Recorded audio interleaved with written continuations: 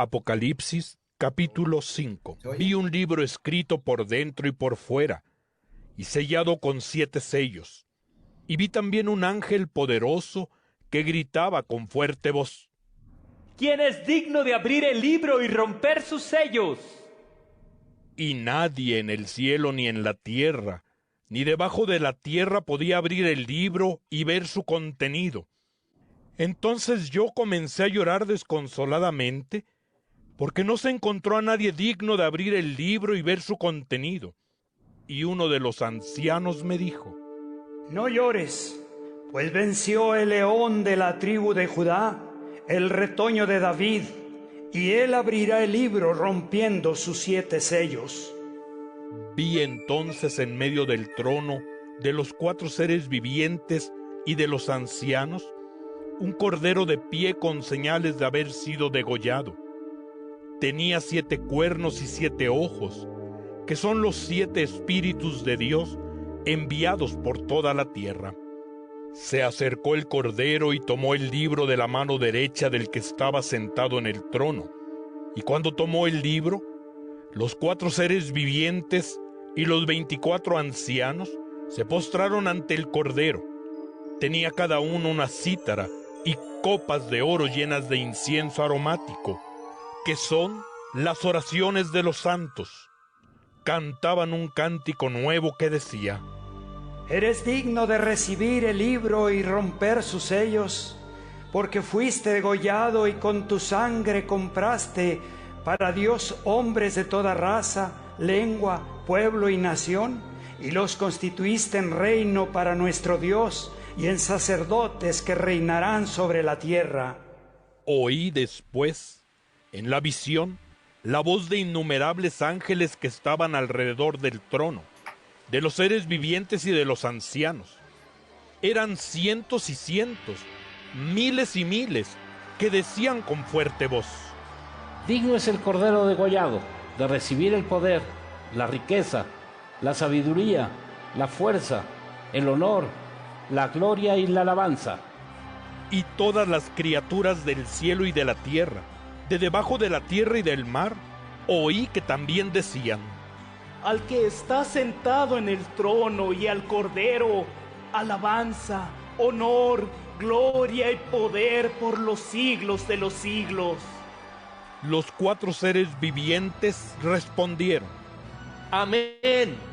y los ancianos se postraron en profunda adoración.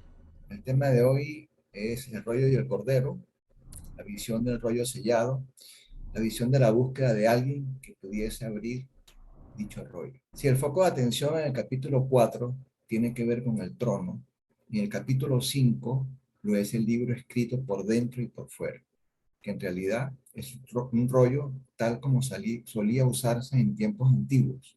Debemos recordar que en la época de Juan no existían los libros de tapa dura, sino que todos los libros eran rollos de papiro o de pergamino. El capítulo 4 se centraba en el Creador, el capítulo 5 se centra en el Redentor.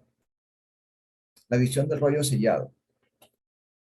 Y vi en la mano derecha del que estaba sentado en el trono un libro escrito por dentro y por fuera, sellado con 7 sellos.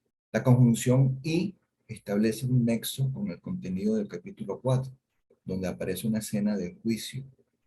En el capítulo 5 aparece la figura del Cordero, quien es declarado digno de abrir o desenrollar el rollo que contiene los juicios de toda la tierra. Y vi, se repiten los versículos 2, 6 y 11. Dicha fórmula se usa para introducir diferentes escenas del relato del capítulo. La preposición en significa sobre, es decir, sencillamente descansando o reposando sobre la diestra, en la mano derecha, del que estaba sentado en el trono, a cualquiera que esté calificado para tomar. Hasta ese preciso momento, solo el Padre tiene jurisdicción y autoridad sobre los tiempos y las sazones. Hechos 1:7. Y les dijo: no os toca a vosotros saber los tiempos o las sazones que el Padre puso en su sola potestad. Vemos que ahora se está buscando a otro ser que abra, tenga la potestad de poder abrir estos rollos, este rollo sellado con los 7 sellos, ¿no? Cuando hablamos de rollo, nos referimos a un papiro que contiene el consejo de Dios, tal como lo sugiere el hecho de estar escrito por dentro y por fuera. Hay como plenitud en la escritura de este papiro, porque no solamente está escrito por un lado, como normalmente. El contenido del rollo pone al descubierto los acontecimientos que conducen o desembocan en la inauguración del reinado glorioso del Mesías, la segunda venida de Cristo para establecer su reino, su soberanía en la tierra.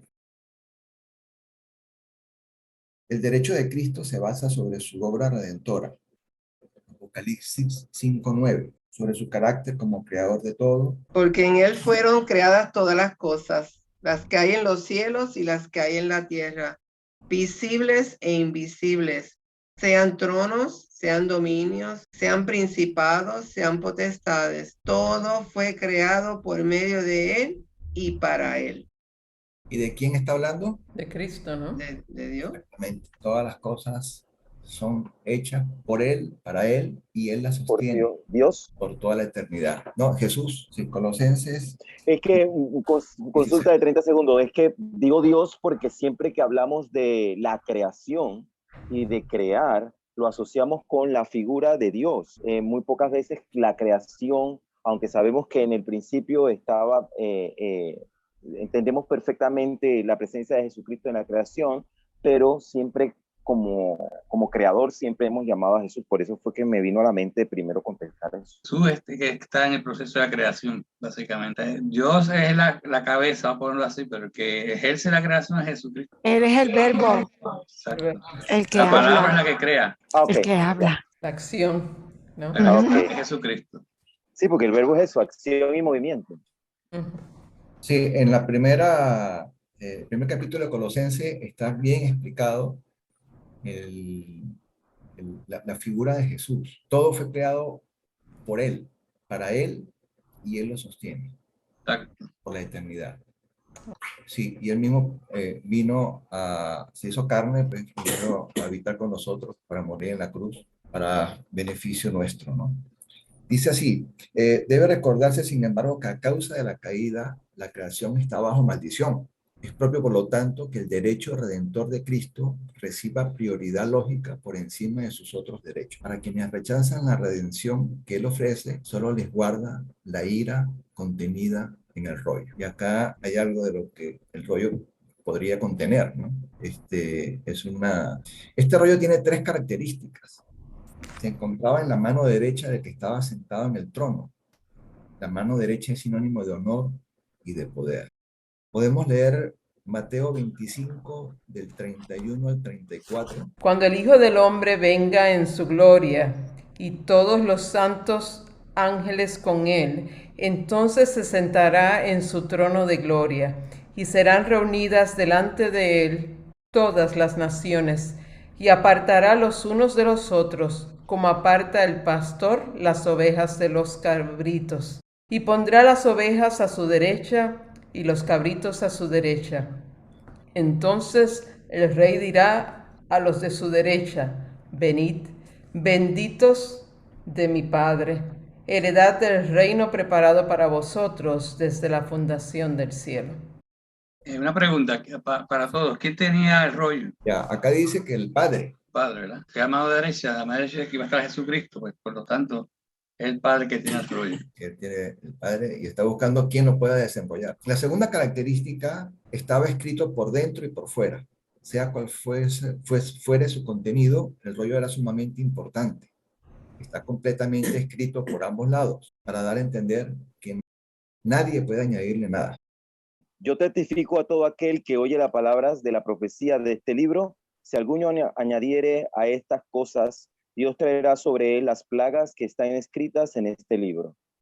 La tercera característica es que tiene 7 sellos. La historia nos dice que bajo la ley romana, todos los documentos que tenían que ver con la vida y la muerte tenían que ser sellados 7 veces. Podemos leer Mateo 27:66. Entonces ellos fueron y aseguraron el sepulcro, sellando la piedra y poniendo la guardia. estos sellos y esto es una alegoría de ello, ¿no? La mayoría de los eruditos bíblicos creen que es la escritura de los derechos de propiedad de Cristo, que Cristo el Salvador compró. El hecho que esté sellado con 7 sellos significa que es por completo legal, garantizado por la exactitud y legalidad divina. La propiedad que Él compró es la tierra. Él la compró junto a nuestra redención con su misma sangre que derramó en la cruz del Calvario. Esta escritura le da poder para tomar posesión de su propiedad. Y como los capítulos siguientes de este libro del Apocalipsis lo muestran, le autoriza y le da poder para ejecutar juicios y expulsar al enemigo que lo tiene en su posesión ilegal ahora. El enemigo está en posesión ilegal de lo que no es suyo. Sabemos que él es el príncipe de este mundo, porque el Señor lo ha permitido hasta ahora, y como están dadas las situaciones, ¿no? Pero su fin, digamos, ya está declarado. Él perdió la batalla en la cruz, y es solo cuestión de tiempo. O sea, ¿quién está ilegal? ¿Satanás? Él es el amo de este mundo temporalmente. Pero fue porque Adán, cuando cayó, le dio...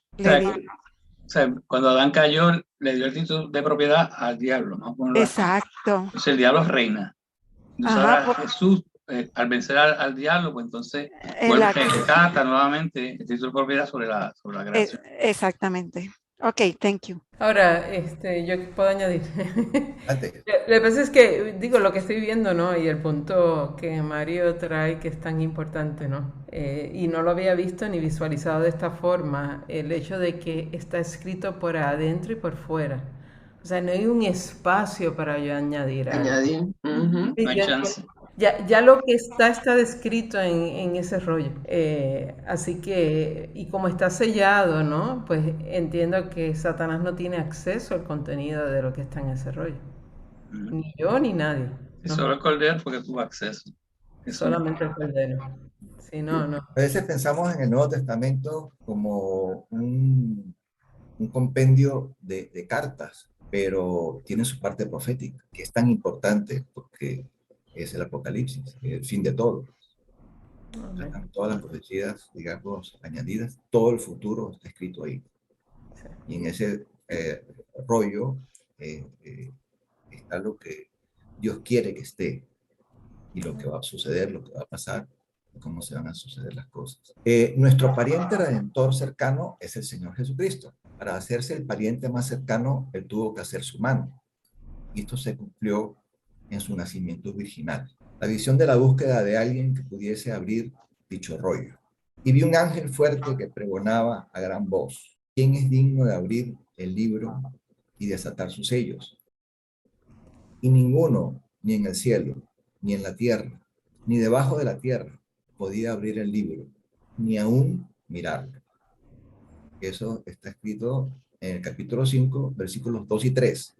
Y vi un ángel fuerte que pregonaba a gran voz: ¿quién es digno de abrir el libro y desatar sus sellos? Las características del ángel. El texto no dice nada tocante a la identidad del ángel mencionado aquí. Evidentemente, el énfasis está en su función, no en su identificación. Su función es la de un heraldo o pregonero de la corte celestial. Habla fuerte, es decir, capacitado para ejecutar una tremenda responsabilidad. Autoridad. Este ángel fuerte se dispone a realizar una solemne y contundente proclamación, y su voz es capaz de alcanzar todo el universo. La pregunta del ángel. La búsqueda es de alguien que reúna los requisitos morales y espirituales que le permitan desenrollar el pergamino y desatar sus sellos con el fin de activar su contenido. La voz potente y penetrante del ángel, fuerte, como la de un minucioso escudriñador, recorre todos los rincones del universo sin encontrar a nadie que califique para la singular tarea de poner al descubierto los traumáticos acontecimientos contenidos en el rollo perfectamente sellado. El autor del Rey Arturo se copió de la Biblia. Al hablar de la espada en la piedra y las características que tenía este hombre, sacar a la espada de la piedra, ¿no? Calibur, ¿no? Eso no es tan original, nada, eso ya estaba en el Apocalipsis. Con esto es necesariamente lo mismo. O sea, la persona que va a abrir este sello tiene unas cualidades específicas, pero a diferencia del rey Arturo, que él no sabía que él iba a ser el elegido, el que viene a desatar los sellos sabe perfectamente que esa es la tarea que tiene encomendada. Muchas de las obras de Hollywood están inspiradas en la palabra. La palabra está llena de tanta verdad, ¿no? Y de tantas cosas interesantes. Por eso es un libro único. La triple búsqueda del ángel. El primero busca en los cielos. Dice, ni en el cielo sugiere que los ángeles no cumplen con los requisitos. Los ángeles no tienen nada en común con el mundo de los seres humanos. Huestes celestiales. Ni los 4 seres vivientes, ni los serafines, ni los querubines, ni los arcángeles, como Miguel, cuyo nombre significa quién es como Dios, ni los ángeles como Gabriel, que significa el poder de Dios, poseen las cualidades requeridas para abrir el rollo y romper sus sellos. Los redimidos. Ni los 24 ancianos, ni Adán, quien hablaba con Dios personalmente, ni Noé, el héroe del diluvio, ni Abraham, el padre de la fe, ni David, el hombre que tenía el corazón conforme a Dios, ni Juan el Bautista, el precursor de Jesús, ni Pedro, la roca, ni Pablo, el apóstol de los gentiles, y ni siquiera la llamada por la iglesia de Roma, la reina del cielo. Hay un practicismo, ¿no?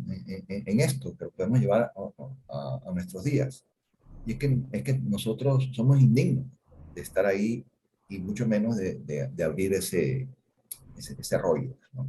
Solamente, bueno, todavía estamos en la búsqueda de quién lo puede abrir, pero sabemos que es Jesús el único que puede hacer. También habla o nos aclara y nos hace sentir lo finito que somos, que acá están hablando en el mundo invisible, hablando de cosas muy superiores a nuestro estado humano, vivimos y conocemos. No estamos en un pequeñito planeta llamado Tierra, donde han sucedido todas estas cosas, pero el universo es tan vasto, ¿no? Y hasta ahí llega la voz del ángel.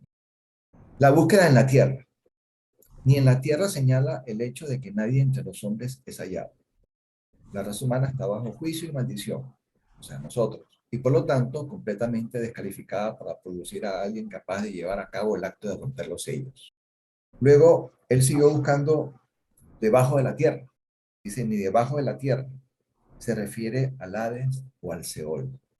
Señala al bajo mundo y debe identificarse aquí como el lugar donde habitan los espíritus de quienes han muerto sin Cristo y también los mismos demonios y el propio Satanás. Probablemente Satanás pueda entrar y salir de ahí y pasearse por este mundo, pero muchos de ellos están esperando juicio. No sé si hay alguna pregunta. Me llama muchísimo la atención de que tengamos a Juan presente, habiendo presenciado la resurrección de Jesús, y que el lloro es simbolismo de frustración, ¿no? Entonces, en su mente no viniera Jesús y que se lo tuviera que señalar el anciano. O sea, no sé, ¿verdad?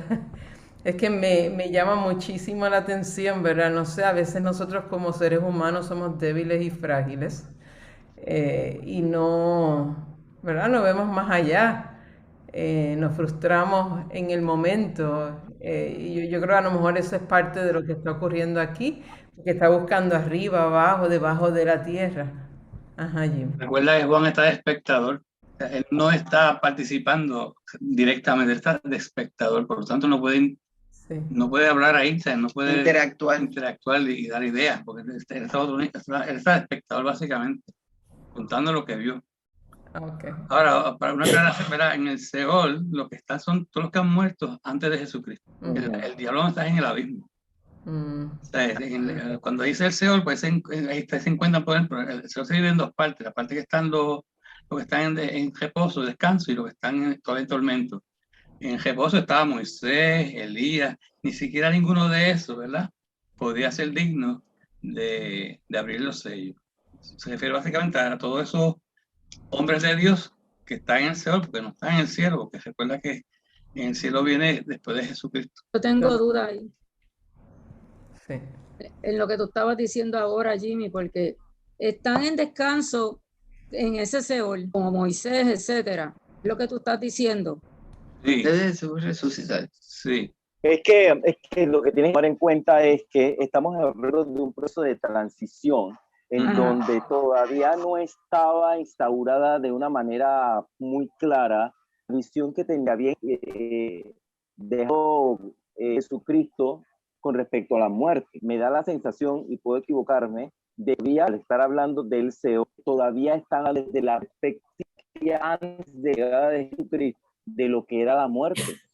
Porque cuando la gente se moría antes, todo el mundo iba para abajo, los buenos no. Lo único que los malos en un lado, los buenos en otro, y había un espacio de por medio que era un límite que separaba un pedazo de, pero el mundo iba para abajo, nadie iba para arriba. Sí, después de Jesucristo es que viene la resurrección y claro, se va al cielo. Claro, esa era la que había antes. Ya cuando viene Jesucristo, entonces tenemos la visión que tenemos nosotros ahora, que el Espíritu resucita y todas las cosas, ¿no? Claro, y después pues la parte del cuerpo que se materializa a través de un cuerpo glorificado y todo. Pero me parece que ellos están hablando, porque están mencionando al Seol, están hablando de esa perspectiva antigua que había de que cuando tú te morías te ibas para abajo y allá esperabas en esta hasta que vinieran a estaban en el seno de Abraham. Porque el paraíso quedaba abajo. Es que era el paraíso, porque al final y al cabo el paraíso quedaba allá abajo, no arriba. Después con Jesucristo cambia todo y todo se va para arriba. Entonces con Jesucristo estamos al lado de Él. O sea, Él viene para traernos a su lado. Ahora, yo no sé, pero a mí, yo pienso como Rupi. Juan está viendo todo esto y en su amor a los que ya él sabe que están convertidos a Cristo, él llora amargamente porque ahí él como que dice, pero ¿qué pasó? O sea, como que él pierde la esperanza.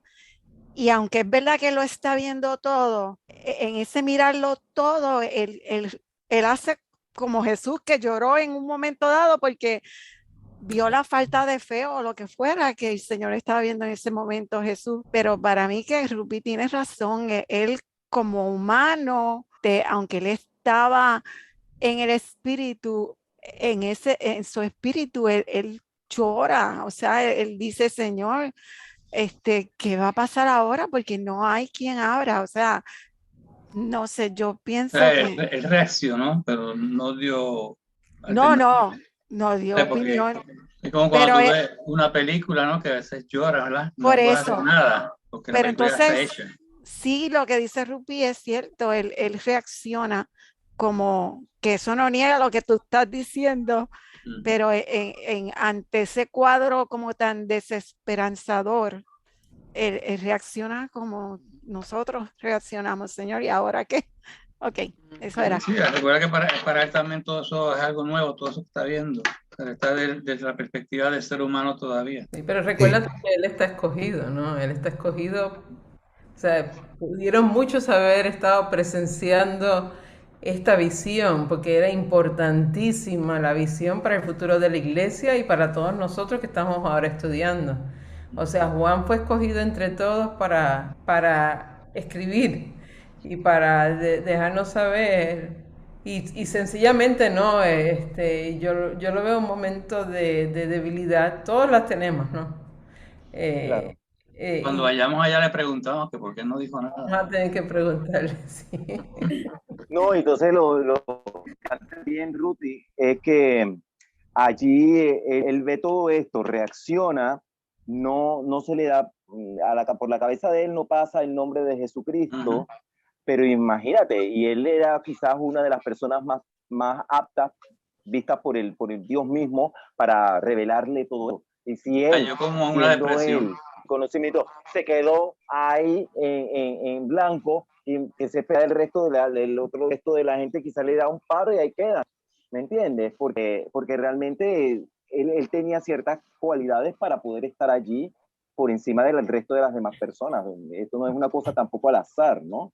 De que se hicieron una tómbola y bueno, te tocó a ti, no, es por las características propias de Juan y quizás también todo lo demás, no dijo nada porque le tocaba a la iglesia reaccionar, él lo va a decir más tarde. Además es abrumador verte un botón de esta película tan extraña que tú ni la entiendes, estás en el espíritu, pero también está tu parte humana viéndole caña al asunto allí, tratando de racionalizar lo que estás viendo, pero también tratar de racionalizarlo es como que es imposible porque por eso es que está en el espíritu, para poder procesar todo lo que está viendo, porque humanamente él trae la película y no la va a poder interpretar jamás. Para nosotros es más fácil porque ya conocemos la historia. Él no solamente estaba como un mero espectador, porque fíjate que cuando él dice que llora, que uno entiende que se desespera ante la situación de que ante la situación de que ninguno piensa que va a poder abrir el libro. Uno de los ancianos se dirige a él y le dice que no llore, como para calmarlo, para que tenga un poco de sosiego. O sea, que no era solamente estoy ahí y lo veo y no tengo nada que ver. Era como que estaban conscientes, los que estaban participando de la visión, estaban conscientes de la presencia de Juan en ese momento. Sí, lo que lo estaban mostrando y revelando. Lo que reaccionaron fueron los que estaban allí, sí. Sí, lo que... Interesante. Pero es hermoso porque le llevan una palabra de consuelo. Consuelo. Sí. O sea, los ancianos le dan la palabra de consuelo y entonces fíjate que le dice que el rey de Judá, o sea, el león de la tribu de Judá ha vencido. Y esa palabra yo la encuentro muy importante porque a pesar de que no haya nada justo, le está diciendo, mira, hay alguien que venció y ese alguien que venció es a quien tú le creíste, tú sabes, Claro. que quizás con esa palabra de consuelo del anciano y ver que Jesús venció y cumplió su cometido, pues ahí podemos ver ya que él recibe una palabra quizás de paz en ese momento. Vamos a ir con Mario, porque Mario me imagino que ahora que llegará a ese versículo. Y bueno, yo pienso que él no estaba preparado para lo que estaba viendo, y creo que ninguno de nosotros estaba preparado. Si él haya sido escogido, él seguía sin estar preparado. Está en un sitio que no le corresponde. Está de invitado en algo que no nos podemos ni siquiera imaginar, y que él tampoco se podía imaginar cómo podían ser las cosas ahí. Y él está respondiendo como un ser humano, como lo que es, ¿no? Entonces, por eso pues va a ayudar, como lo vamos a ver ahorita. Y sí, sí es cierto que él estaba de alguna manera de espectador, porque hacía falta que él lo viera para que después lo plasmara en la palabra. Todos sabían de su presencia. Y por eso hay una interacción en determinado momento, un diálogo entre uno de los ancianos y él. Pero continuemos. Ya, y dice, y lloraba yo mucho porque no se había hallado a ninguno digno de abrir el libro, ni de leerlo, ni de mirarlo, nos dice el capítulo 5, versículo 4. Esta lamentación es la cuestión del todo clara. Si el rollo no es abierto mediante la rotura de sus 7 sellos, el plan de Dios respecto a la tierra y la humanidad no podría cumplirse. Pero el rollo podía ser abierto por alguien que fuese digno, tanto moral como espiritualmente. Es un momento intenso para Juan. Sabía lo que era el libro y que, a menos de que alguien pudiera ser digno de abrirlo, se perdería toda esperanza de la redención del hombre y de la tierra. Podemos leer Romanos 8, del 19 al 23. Dice, pues toda la creación espera con anhelo el día futuro en que Dios revelará quiénes son verdaderamente sus hijos. Contra su propia voluntad, toda la creación quedó sujeta a la maldición de Dios. Sin embargo, con gran esperanza, la creación espera el día en que será liberada de la muerte y la descomposición, que es la corrupción, y se unirá a la gloria de los hijos de Dios. Pues sabemos que hasta el día de hoy, toda la creación gime de angustia, como si tuviera dolores de parto, y los creyentes también gemimos, aunque tenemos al Espíritu Santo en nosotros como una muestra anticipada de la gloria futura, porque anhelamos que nuestro cuerpo sea liberado del pecado y el sufrimiento. nosotros también deseamos con una esperanza ferviente que llegue el día en que Dios nos dé todos nuestros derechos como sus hijos adoptivos, incluido el nuevo cuerpo que nos prometió. El hecho de no hallar a nadie con las cualidades requeridas para abrir el libro y romper los sellos provocó el llanto incontrolable de Juan, porque sabía que el rollo representa el título de propiedad de la tierra y que mientras permanezca sellado, Satanás seguirá teniendo el control sobre la tierra. El lamento del apóstol es una elocuente demostración del estado caído del hombre y de su ruina espiritual. La indignidad del hombre no le permite ni siquiera mirar el contenido del rollo.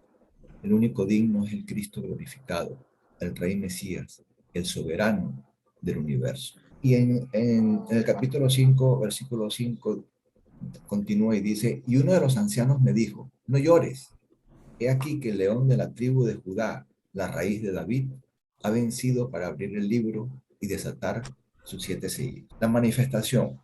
Y uno de los ancianos me dijo, no llores, he aquí que el león de la tribu de Judá, la raíz de David. Uno de los 24 ancianos que rodean el trono del juez celestial le dice al apóstol que deje de llorar. El león de la tribu de Judá. Lo podemos ver en Hechos 7:14. Hechos 7:14. Y enviando José, hizo venir a su padre, Jacob, y a toda su parentela en número de 75 personas. Como el león es el rey de las bestias y Judá es la tribu gobernante de Israel, este nombre indica que Cristo vendrá como rey a reinar sobre los asuntos humanos. Esta designación señala la profecía pronunciada por Jacob en Génesis 49. Es un anuncio de que viene el día en que Cristo asumirá el carácter de león con relación a Israel. Como león de la tribu de Judá, el Mesías aplastará a todos los enemigos de su pueblo. Veamos lo que significa la raíz de David. Es un título que, al igual que el anterior, mira al Antiguo Testamento. Podemos ver en Isaías, pero también en Romanos y en el mismo Apocalipsis, en el 22:16. Cristo, como la raíz de David, posee todos los derechos al reino mesiánico y de él emana toda la gloria real que será exhibida cuando se siente en el trono de David y reine sobre la casa de Jacob. Por favor, pueden buscar Lucas 1, 32 y 33. Este será grande y será llamado Hijo del Altísimo, y el Señor Dios le dará el trono de David su padre, y reinará sobre la casa de Jacob para siempre, y su reino no tendrá fin. Dios concertó un pacto con David y le prometió que su casa y su reino serían afirmados para siempre y que su trono sería eternamente estable. Dios ha de cumplir su promesa de manera literal cuando el rey Mesías, la raíz de David, venga con poder y gloria para ocupar el trono de David, su padre. La victoria.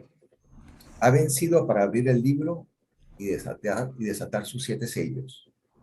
Se refiere a la victoria de su muerte y su resurrección. Cristo derrotó al diablo, al pecado y a la muerte. Su rotunda victoria le da el derecho de ser el juez absoluto del mundo. Al mismo tiempo, su victoria ha removido todas las barreras para que fluya la gracia divina y se cumpla el propósito misericordioso de Dios, tanto para Israel como para los gentiles en la tierra. Continúa Juan y dice, y miré y vi que en medio del trono de los 4 seres vivientes y en medio de los ancianos estaba en pie un cordero como inmolado, que tenía 7 cuernos y 7 ojos, los cuales son los 7 espíritus de Dios enviados por toda la tierra. Versículo 6. La figura divina. Y miré, aquí sucede algo extraordinario, algo paradójico a primera vista. De seguro Juan esperaba ver a un poderoso, majestuoso, soberano y feroz león. Sin embargo, su vista tropezó con un humilde, tierno y manso cordero salvador. Juan esperaba ver al rey de la conquista, pero se encontró con la más humilde de las criaturas. En lo que respecta a su obra pasada, Cristo está sentado a la diestra de la majestad en las alturas. Su obra de redención ha sido totalmente terminada. Su ministerio intercesor y su sumo sacerdotal está realizándose en la sesión presente del ministerio de Cristo.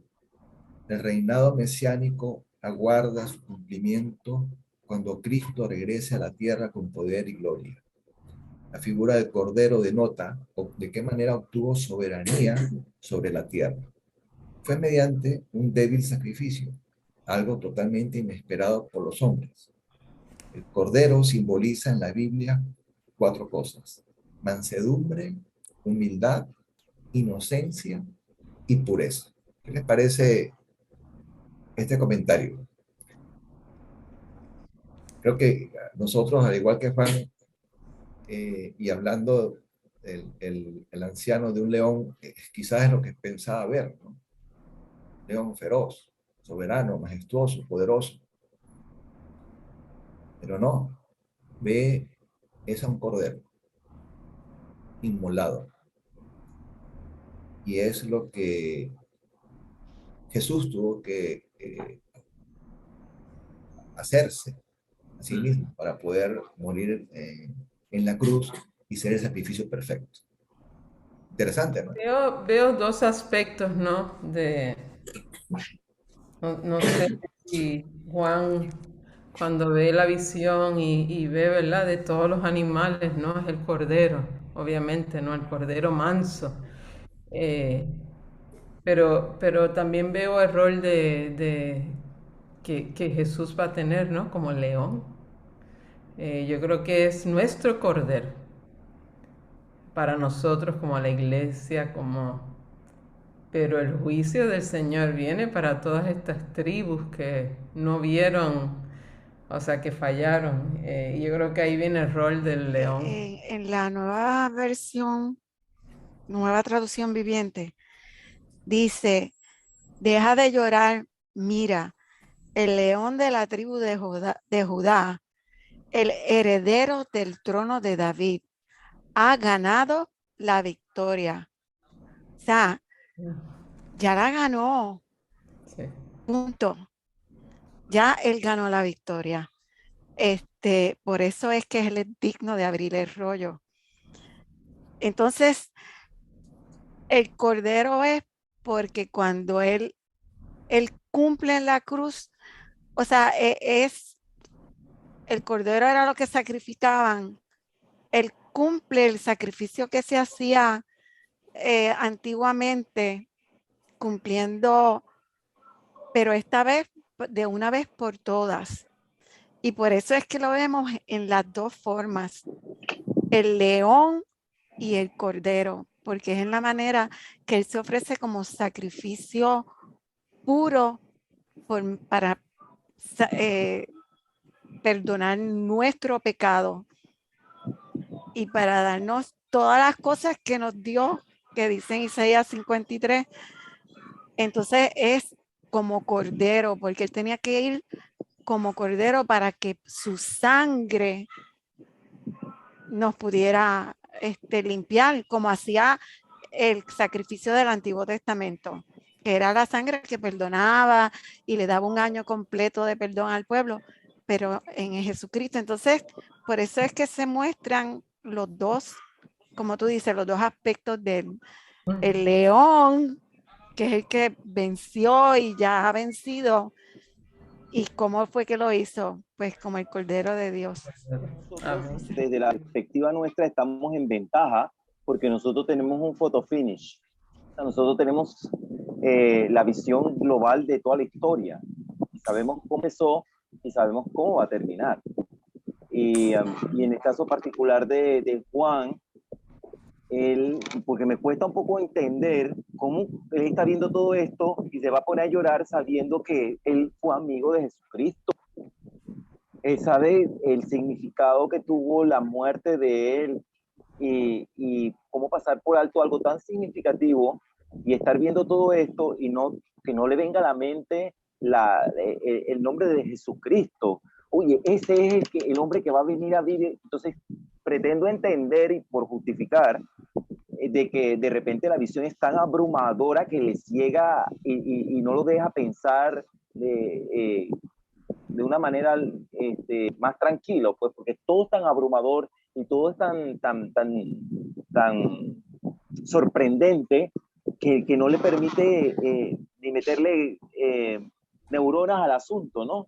Porque es muy extraño que una persona que haya sido tan amigo de Jesucristo esté ante una situación como esta y no piense ni siquiera en Jesucristo, y yo me voy a poner a llorar.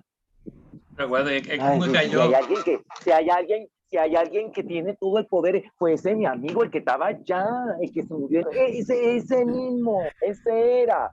Pero entonces como que la mente le quedó en blanco y ve que por todo lo que ha vivido, por todo lo que ha visto y lo que ha vivido hasta el momento, ¿no? Que es una historia que tú dices, wow, esto es, nadie, con mucha creatividad que tenga, puede escribir una visión como esta. Lo veo desde el punto de vista que Jimmy ahorita decía. Cuando yo estoy en el cine y estoy viendo una película, yo puedo llorar, ¿verdad? Porque ahorita yo también tuve esa pregunta, pero creo que se me fue clarificando con la parte de que yo estoy viendo una visión, ¿no? Estoy aquí, me permitieron llegar, yo estoy llorando, pero es como que lo estoy viendo.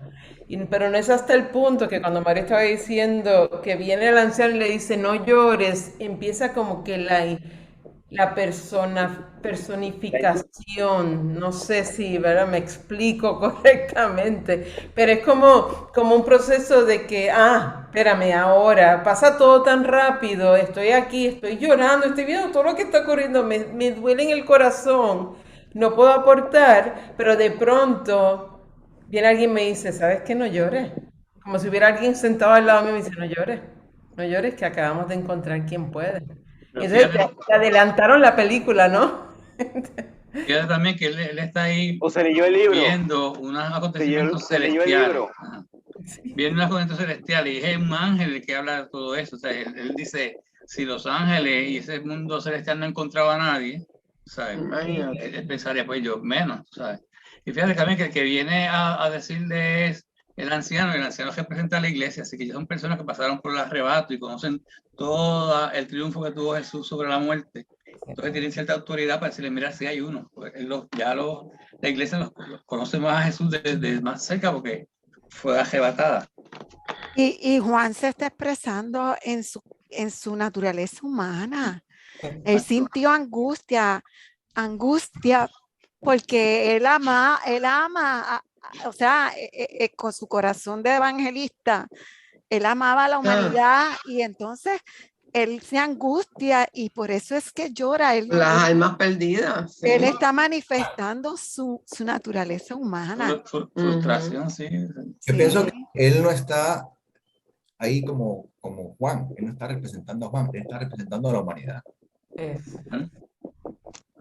La humanidad caída, la humanidad finita ante una avalancha de situaciones que está viviendo por primera vez y que otra dimensión lo apabullan totalmente, ¿no? Continuamos. Las características del cordero. Dice, estaba en pie un cordero como inmolado que tenía 7 cuernos y 7 ojos. ¿Cuáles son los 7 espíritus de Dios enviados por toda la tierra? Estaba en pie es el participio perfecto voz activa. El tipo perfecto sugiere una acción completada con resultados permanentes. Dicho participio describe al cordero como de pie en su posición viviente natural. Él no está muerto. Aunque ha sido inmolado, permanece erguido y vivo en esta escena celestial. Esta figura describe una muerte sacrificial y conecta al Mesías con el Cordero Pascual del Antiguo Testamento. Aquí Juan une al rey Mesías davídico del Antiguo Testamento con el siervo sufriente de Isaías. Como inmolado, habla de sacrificio realizado en la cruz del Calvario.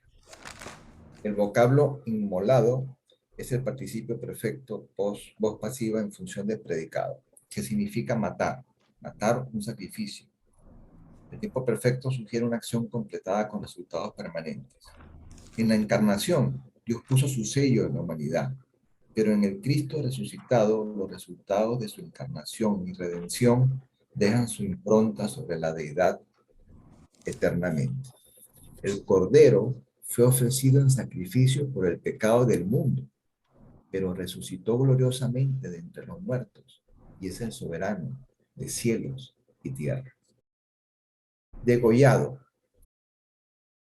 Como se hacía con las víctimas de los sacrificios, tanto su muerte como su resurrección son hechos históricos que, aunque sucedieron hace mucho tiempo, tienen una vigencia eterna. De ahí que conserve las cicatrices como señales que apuntan a una función sacerdotal intercesora permanentemente. Tenía 7 cuernos. El número 7 habla de perfección, plenitud también. En las escrituras los cuernos hablan de fortaleza, poder y autoridad.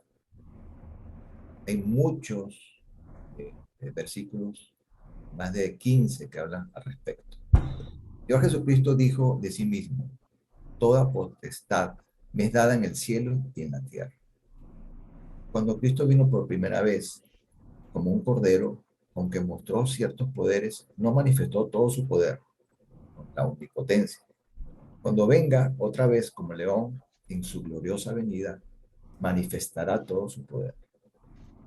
Él es el Todopoderoso que en su humillación propia fue crucificado, pero que está en pie porque resucitó de entre los muertos y vive por los siglos de los siglos. 7 ojos indican la plenitud de su omnisciencia. El Cordero no solo es omnipotente, sino que además es omnisciente. Tiene absoluto y total conocimiento de todo lo que ocurre en el universo y al mismo tiempo tiene completo control de todos los acontecimientos que transcurren. La expresión los 7 espíritus significa la presencia del Espíritu Santo en su plenitud. El Espíritu Santo será enviado por toda la tierra como el agente ejecutor del plan consumador del omnipotente Cordero. El versículo 7 dice: y vino y tomó el libro de la mano derecha del que estaba sentado en el trono. El traspaso del libro. El primer verbo vino está en el tiempo, auristo, mientras que el segundo verbo tomó es un perfecto dramático usado para describir la conmovedora escena del traspaso del rollo de la mano del Padre a la del Hijo. El apóstol Juan contempla al Cordero que se acerca al trono y toma el rollo de la mano del Padre. Esto se cumplió en parte en el momento de su ascensión a los cielos y fue confirmado como mediador universal. Coronado, pues como vencedor recibió legalmente el reino, como ya se había profetizado en el Salmo 110. Esto no quiere decir que el Padre deja el trono para que lo ocupe el Hijo, sino que el Cordero se sienta también ahí. Después me mostró un río limpio de agua de vida, resplandeciente como cristal, que salía del trono de Dios y del Cordero. La adoración.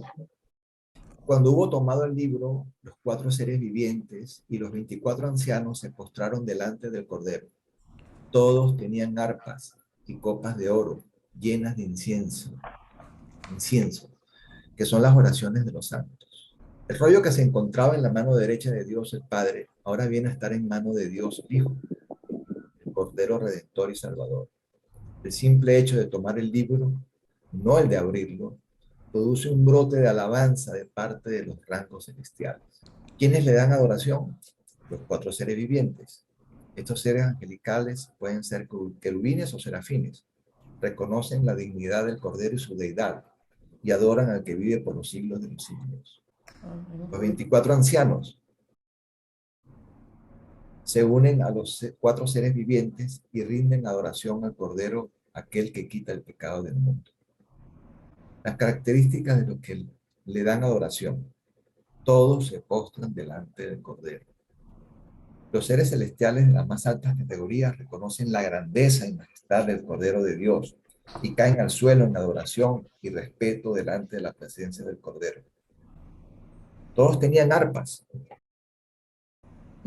El quitarán era un instrumento de cuerdas parecido a la lira. Dicho instrumento sugiere regocijo y victoria. También se relaciona con profecías. podemos ver en Samuel, en Crónicas y en Salmos. Todos tenían copas de oro llenas de incienso, vasijas de tamaño mediano semejante a un tazón. El cuadro presentado se asemeja al tabernáculo y al templo del Antiguo Testamento. Los tazones o copas de oro están llenas de incienso, es decir, llenas del olor del incienso que es quemado en el acto de adoración. El humo del incienso quemado simboliza las oraciones de los santos. Debe aclararse que los santos referidos aquí no parecen ser los santos en general, sino más bien el conjunto de aquellos que sufren martirio durante persecuciones de la gran tribulación. Los santos, tanto del Antiguo Testamento como de la Iglesia, ya están en la presencia de Dios en el cielo. Evidentemente, los seres celestiales son quienes ofrecen el perfume del incienso, que simboliza las oraciones de los santos como una demostración de simpatía e identificación con las aspiraciones de los santos, quienes sufren los embates de la tribulación en la tierra. Bueno, ustedes saben que con respecto a la tribulación, hay muchas posiciones, ¿no? Y bueno, y todas son respetables, todas son hechas por grandes teólogos. Y es bastante grande el abanico de posiciones que hay al respecto. Esta es solamente una de ellas, ¿no? Sí, el versículo 9 y 10. Y cantaban un nuevo cántico diciendo: digno eres de tomar el libro y de abrir sus sellos, porque tú fuiste inmolado y con tu sangre nos has redimido para Dios de todo linaje y lengua y pueblo y nación. Y nos has hecho para nuestro Dios reyes y sacerdotes, y reinaremos sobre la tierra. Es probable que este coro celestial esté compuesto de los 4 seres vivientes y los 24 ancianos. Son ellos quienes caen al suelo en adoración al Cordero, y ahora unen sus voces para darle alabanza y reconocimiento. El canto expresa alegría, gozo y adoración. Tanto en el Antiguo como en el Nuevo Testamento se enseña que la adoración a Dios, expresada a través de la música y la canción, adquiere un carácter sublime y magnífico. En el contexto, el cántico es nuevo porque es cantado por seres celestiales y porque el contenido en sí es nuevo. Además, el cántico es dedicado en honor de un gran acontecimiento, es decir, la apertura de los 7 sellos con que se inauguran los juicios que preceden el comienzo del reinado glorioso del Mesías. El nuevo cántico devela nueva revelación respecto a la dignidad del Cordero. Digno eres de tomar el libro y de abrir sus sellos. La dignidad proclamada aquí se relaciona no tanto con su ser esencial como con la magnífica obra de redención efectuada por el Cordero. Mediante su sacrificio expiatorio, el Cordero ha provisto el pago completo del rescate necesario para librar al pecador de su esclavitud. Aquí tenemos 2 razones por las que cantaba. Primera es porque tú fuiste inmolado. Inmolar significa cortar la garganta, cesar el cuello. La función verbal señala un hecho histórico ocurrido de manera concreta. Angustiado él y afligido, no abrió su boca. Como cordero fue llevado al matadero, y como oveja delante de sus trasquiladores, enmudeció, y no abrió su boca. La segunda razón es: y con tu sangre nos has redimido para Dios. Los mejores manuscritos dicen: y con tu sangre has redimido para Dios. Lo más probable es que la declaración sea general y enfatice la provisión de la salvación en sentido universal, en lugar de destacar las personas implicadas. El verbo ha redimido, es voz activa de agorazo, que significa comprar en el mercado, redimir. En el Nuevo Testamento, tanto Pablo como Pedro usan dicho verbo con referencia a la salvación. ¿Quién más le adora? El versículo 11 y 12. Y miré y oí la voz de muchos ángeles alrededor del trono y de los seres vivientes y de los ancianos. Y su número eran millones de millones, que decían a gran voz: el Cordero que fue inmolado es digno de tomar el poder, las riquezas, la sabiduría, la fortaleza, la honra, la gloria y la alabanza. Este versículo introduce la segunda expresión de alabanza de parte de las huestes celestiales. La expresión "y miré" indica que Juan contempla una escena diferente de la anterior. Juan escucha la voz de muchos ángeles que forman un amplio círculo alrededor del trono, pero evidentemente alejados del círculo de los 4 seres vivientes y los 24 ancianos. El número de los ángeles que el apóstol vio alrededor del trono es incalculable. El texto griego dice que eran muchos ángeles y que su número eran 10.000 de 10.000 y miles de miles. Sin duda, esta es una manera de expresar el hecho de que es imposible determinar el número del ejército angelical, que decían a gran voz: el cordero que fue inmolado es digno de tomar el poder, la riqueza, la sabiduría, la fortaleza, la honra, la gloria y la alabanza. La alabanza angelical es imposible de describir. El texto nos dice que los ángeles cantaban, solo dice que decían a gran voz, al unísono. La celebración ensordecedora del coro angelical proclama la dignidad del Cordero Redentor. El canto de los seres vivientes y de los ancianos expresa la obra de Cristo en su muerte. Ahora los ángeles cantan de las posesiones de Cristo en su gloria. Evidentemente, los ángeles se regocijan con la obra del Cordero y toman parte activa en la alabanza de su dignidad y proclaman a gran voz: digno es el Cordero, el que fue inmolado. Seguidamente, los ángeles pronuncian 7 ascripciones atribuidas al Cordero. Las 4 primeras son cualidades que el Cordero posee y por las que es digno de ser alabado. Un poder dinámico, un poder inherente. Comporta la idea de poder tanto físico como moral. El Cordero Redentor es digno de recibir el poder que es suyo, puesto que lo posee de forma inherente por ser quien es, el Todopoderoso y vencedor sobre todos sus enemigos. Podemos leer Mateo 28, 18. Jesús se acercó y les habló diciendo: toda potestad me es dada en el cielo y en la tierra. La segunda cualidad es riquezas. En su encarnación, Cristo se vació a sí mismo, condescendió hasta las esferas más bajas delante de los hombres, se hizo pobre, siendo rico.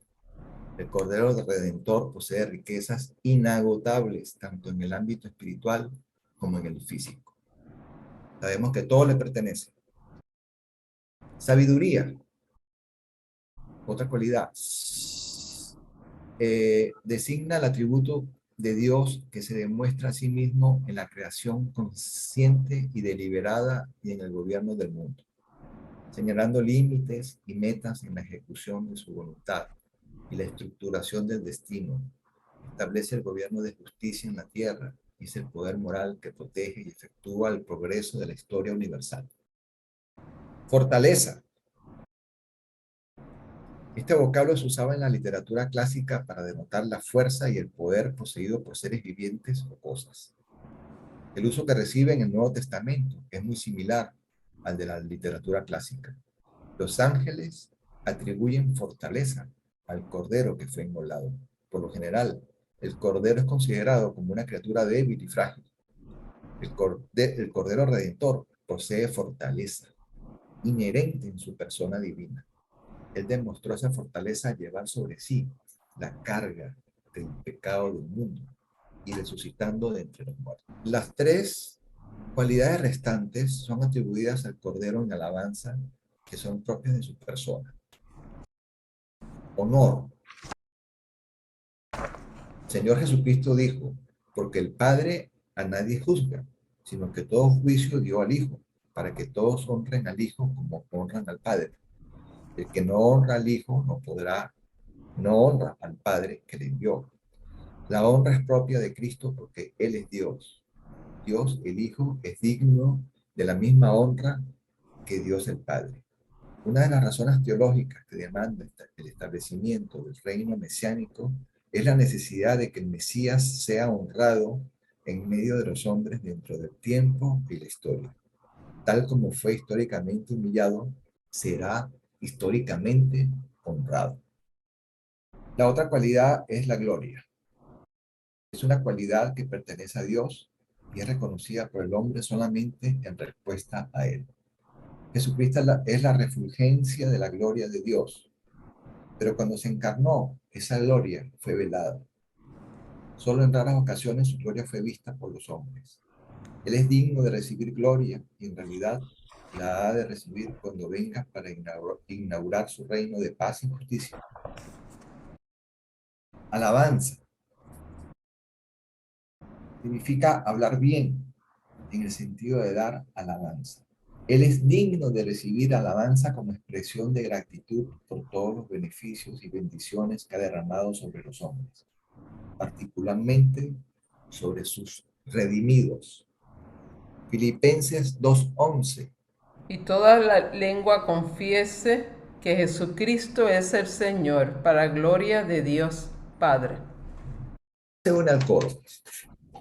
El versículo 13 dice, y a todo lo creado que está en los cielos y sobre la tierra y debajo de la tierra, en el mar, y a todas las cosas que en ellos hay, oí decir al que está sentado en el trono y al Cordero sea la alabanza, la honra, la gloria y el poder por los siglos de los siglos.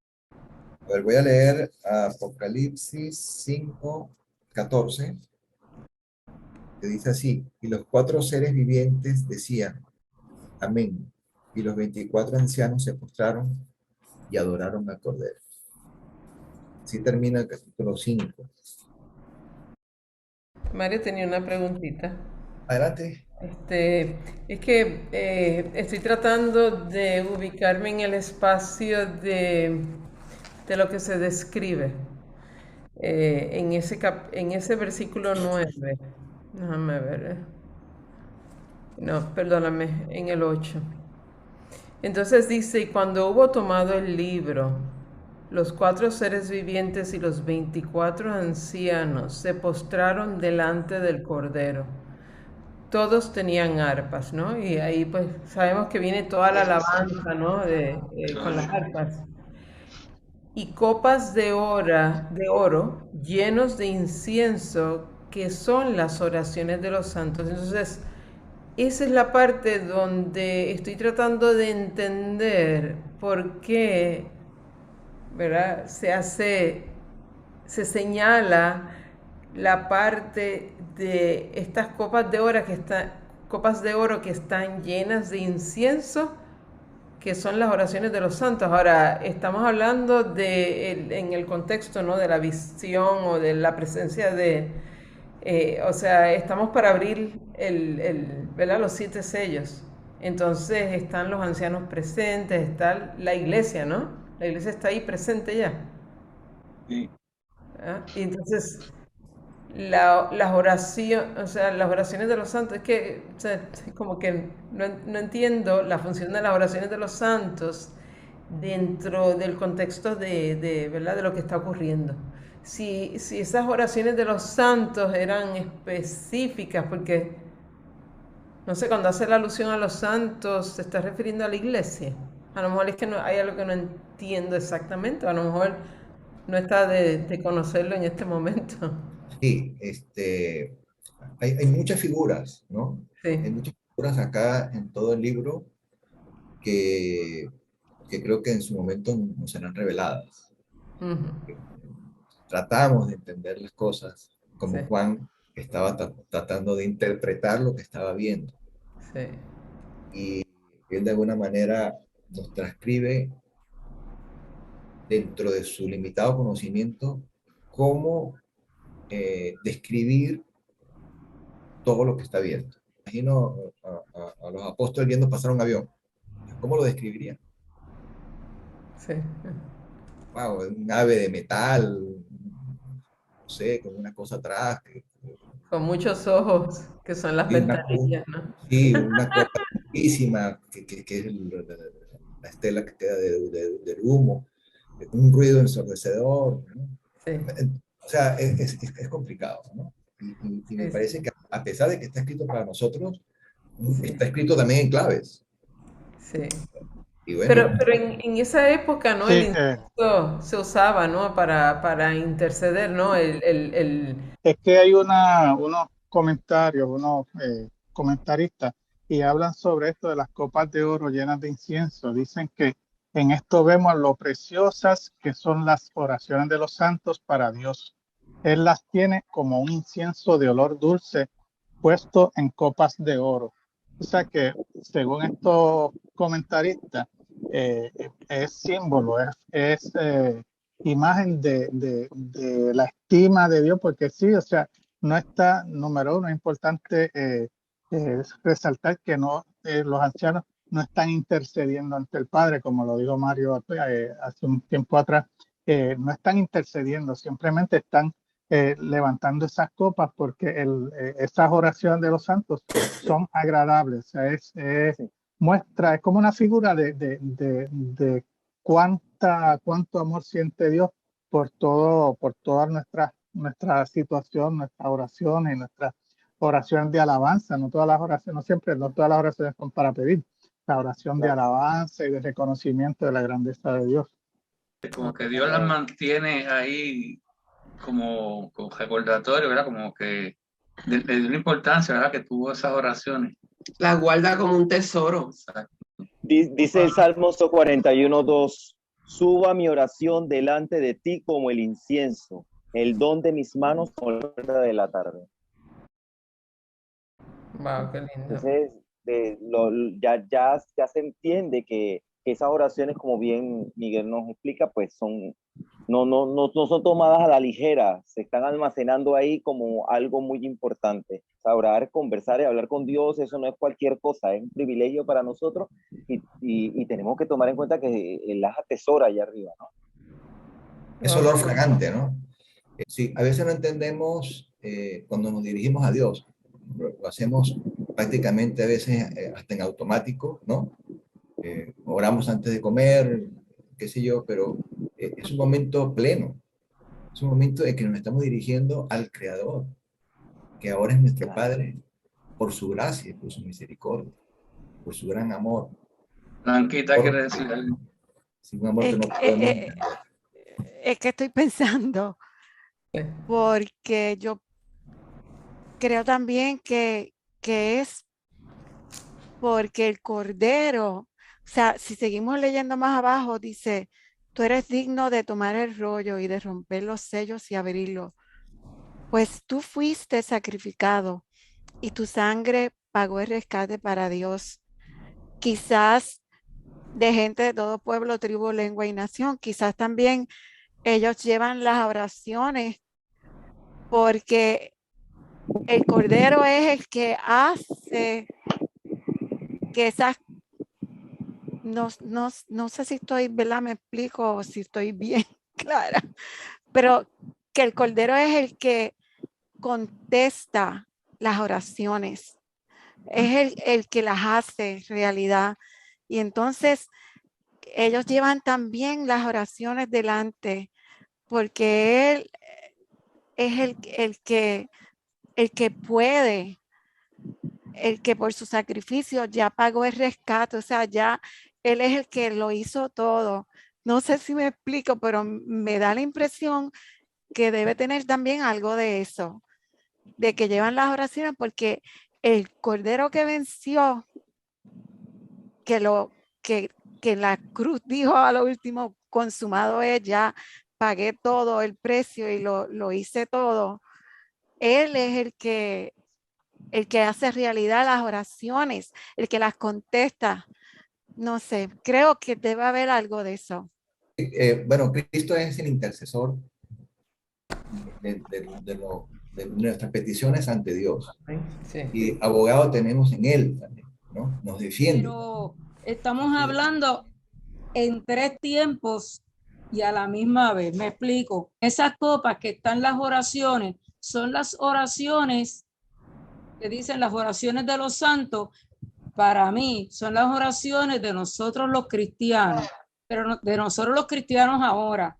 Juan estaba viviendo en el año 70. Él está viendo esta visión que no es de su tiempo.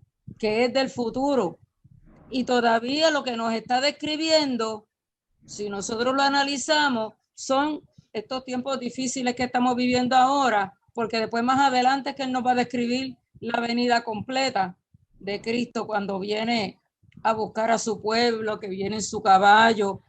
O sea que estamos en 3 tiempos, como yo lo veo así, y esas son las oraciones nuestras. O sea, Él en el pasado, Él está viendo que continúan las oraciones de los santos ante el trono de la gracia de Dios, y que por eso las tienen allí presentes, que Dios no olvida nuestras oraciones. Es que no se puede ver todo en términos cronológicos. Exacto. Si te fijas en el versículo 10, está hablando del milenio. Y dice, y nos has hecho para nuestros Dios, reyes y sacerdotes, y reinaremos sobre la tierra. Está hablando del milenio. Está hablando de mucho tiempo después de este momento que está Juan viendo esa visión. O sea, que esa misma visión básicamente la iglesia dentro del rapto, básicamente, después del rapto. Pero esto que estaba mencionando en el 10 del milenio, es mucho más tarde.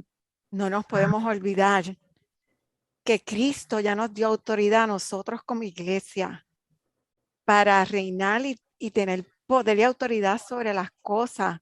O sea, no todo es para el milenio. Sí, pero en la tierra empezamos aquí. No, el poder lo tiene el diablo todavía, no lo tenemos nosotros. Porque No, aquí es el la diablo. iglesia tiene poder. Lo que pasa es Cristo, cuando envió a los discípulos, le dijo, yo les he dado todo poder y toda autoridad para que vayan y hagan discípulos y saquen demonios y sanen los enfermos. Esa autoridad la tenemos. Lo que pasa es que no tenemos no es una plenitud como vamos a tener en el milenio, porque en el milenio claro, pero sí la literalmente tenemos, sí, y tenemos la autoridad para a través de autoridad para cerrar y para nosotros orando para atar y desatar, o sea, claro. Y nosotros como iglesia tenemos que estar conscientes de eso, no dejarlo todo para el milenio. O sea, eso a mí siempre me da un golpecito. Claro.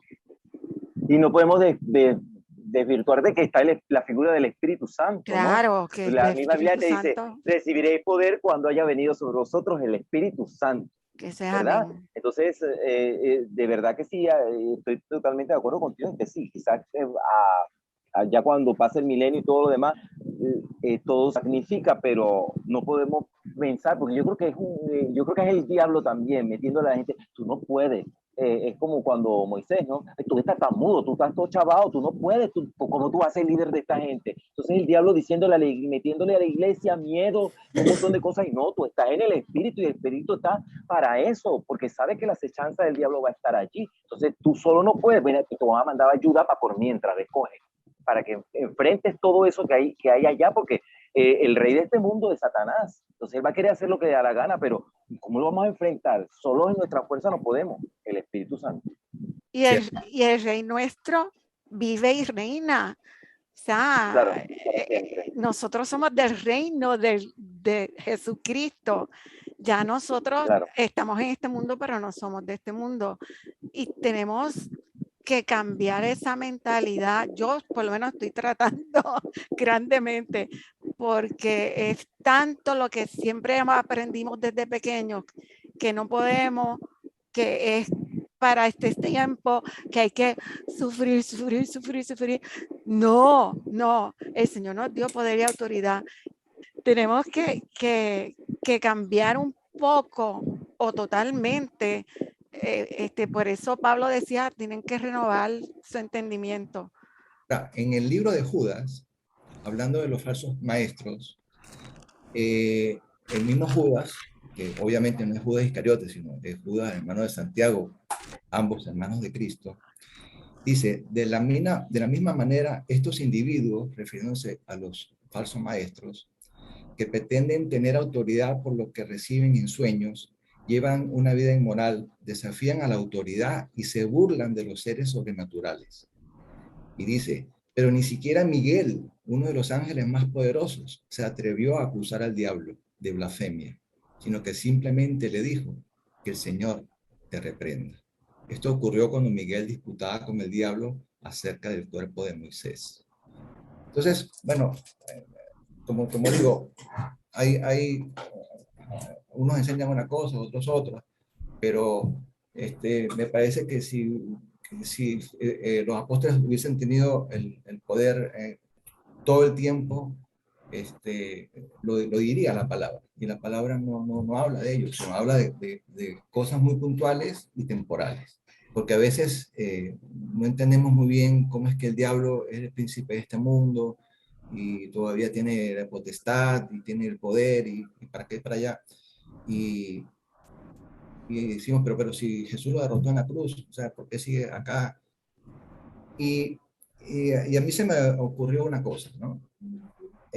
A mí se me ocurrió en la era independentista de Latinoamérica, hubo muchas guerras, pero hubo una guerra final, que fue la batalla de Ayacucho, donde si perdía España, tenía que irse.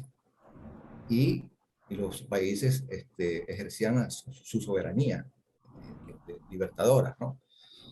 Y hubo esa guerra, y hubo un ganador ese día, y hubo un perdedor. Pero al día siguiente los españoles no estaban en España. Los españoles seguían ahí. Y pasó un momento de transición mientras ellos pues iban mudándose, iban dejando las cosas, iban entregando todo lo que tenían que entregar al ejército patriota. No fue, o sea, hubo una batalla, hubo un ganador, hubo un perdedor, pero hay un tiempo de transición. Y eso es lo que está sucediendo con el enemigo. Hay un tiempo de transición que, bueno, ha sido larguísimo, más de 2000 años, pero bueno, para Dios 1000 años es un segundo son 1000 años, entonces no queda otra cosa que esperar, seguir confiando en el Señor y saber que somos sus hijos y que somos hermanos de Cristo, porque somos hijos adoptivos del Padre.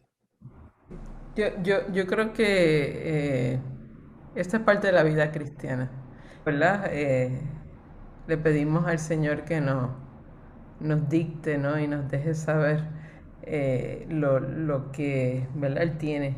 Yo en mi opinión personal, pienso que Dios nos dio la potestad. ¿Sabes? Tenemos la potestad y tenemos para poder vencer, porque si no, no hubiéramos podido vencer, estaríamos derrotados. Entonces, tenemos que tener esa, o sea, esa herramienta, o sea, tenemos el escudo, tenemos todo. O sea, yo estoy vestida para poder atacar. Ahora, o sea, el enemigo, ¿verdad? Tiene de todas para tratar de derrotar a la iglesia, y a veces pensamos, ¿verdad?, que la derrota es porque, o sea, hay debilidad en el ser humano, y eso, ¿verdad?, lleva a la derrota de ciertas, ¿verdad?, en ciertos aspectos, y que pues el mundo piense que nosotros no tenemos, ¿verdad?, las de poder vencer. Pero yo creo que tenemos todas las herramientas necesarias para ser exitosos y poder luchar contra el enemigo. Nuestro Dios es un Dios eterno que no tiene tiempo, y las cosas que Él dijo permanecen. O sea, esta palabra que Él dio, Él hubiera dicho, esto es por un tiempo, o es temporero, pero Él es un Dios eterno, que lo que dice es eterno, dice que tiene vida, la palabra. Y yo quisiera leer en Juan 3:16, que dice, pues Dios amó tanto al mundo que dio a su único hijo para que todo el que cree en él no se pierda, sino que tenga vida eterna. Dios no envió a su hijo al mundo para condenar al mundo, sino para salvarlo por medio de él. No hay condenación para todo el que cree en él, pero todo el que no cree en él ya ha sido condenado por no haber creído en el único Hijo de Dios. Esta condenación se basa en el siguiente hecho: la luz de Dios llegó al mundo, pero la gente amó más la oscuridad que la luz, porque sus acciones eran malvadas. Está en las manos de las personas si aceptan la luz o se quedan en la oscuridad. Por eso es que Satanás tiene el dominio y el poder, porque la gente ama más la oscuridad que la luz. Y por eso el Señor dijo, son muchos los llamados, pero pocos los escogidos, porque todos prefieren la carretera ancha al camino estrecho. O sea, y sí, como dice el hermano Mario, hay muchas teorías, pero yo creo que la palabra del Señor, que es lo que, ¿verdad?, me enseña y me rige, es verdadera y es eterna.